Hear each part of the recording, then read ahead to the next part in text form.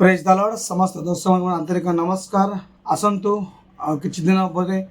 आउ थे आप भेटा प्रभु सुजोग देले वर्तमान एक विशेष खबर रही उत्कल बाप्टिस्ट मंडली सम्मिलन समस्त प्रोग्राम विषय में आउ थे एक सुंदर सूचना आनी अच्छी। तो किछि दिन तले मो बापा देहांत होइछि से समस्त विषय मु किछि विज्ञापन आप रखिपारि नथिली किंतु प्रभु अनुग्रह कले सकल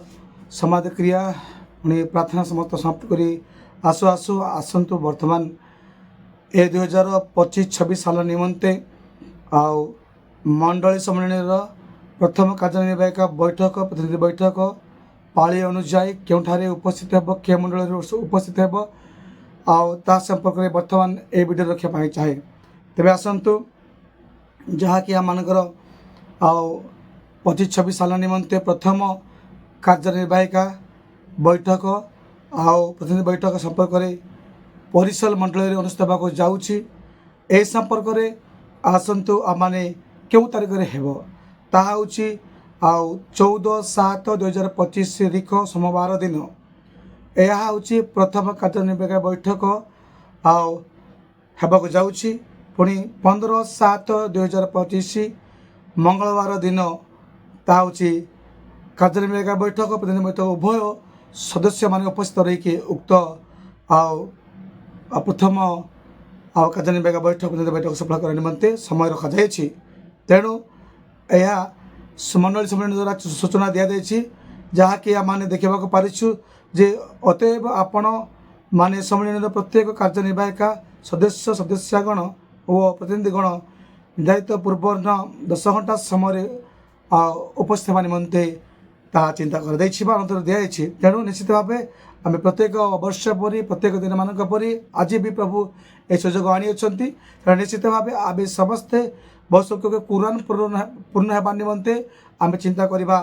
प्रत्येक सदस्य सदस्यगण उक्त धार्य तारीख अनुसार उपस्थित रही कौन करवा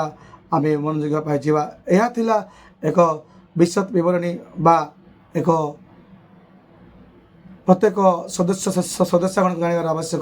रही अनुरोध कर यह जना करुँची। तो निश्चित भाव आपने उक्त दिन निमंते प्रार्थना करूँ। यह साथ साथ आउ एक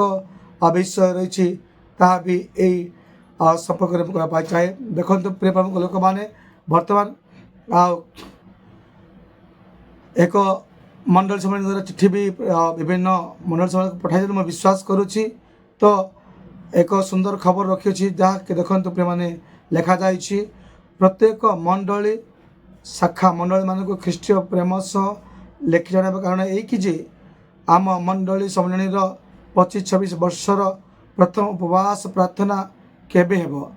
यह हूँ 3/7/2025 तारीख गुरुवार दिन आम मंडली सम्मेलन प्रशासनिक कार्यालय पाला केमठारे अनुष्ठित हेब।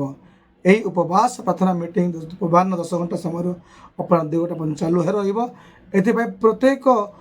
मंडली समाज पालकगण डिकनगण पुणी शाखा मंडल चालकगण यही उपवास प्रार्थना निश्चित भाव योगदान देवे। यह मंडल सम्मेलन एक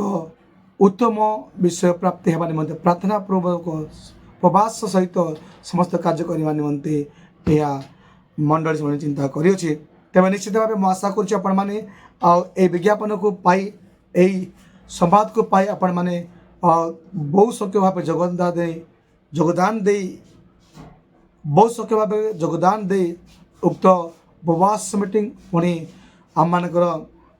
प्रतिनिधि बैठक कार्यनिर्वाहक बैठक सफल कराइबे बोली आशा रखुच्छी रही आगामी वीडियो पर्यंत समस्त मोर नमस्कार धन्यवाद।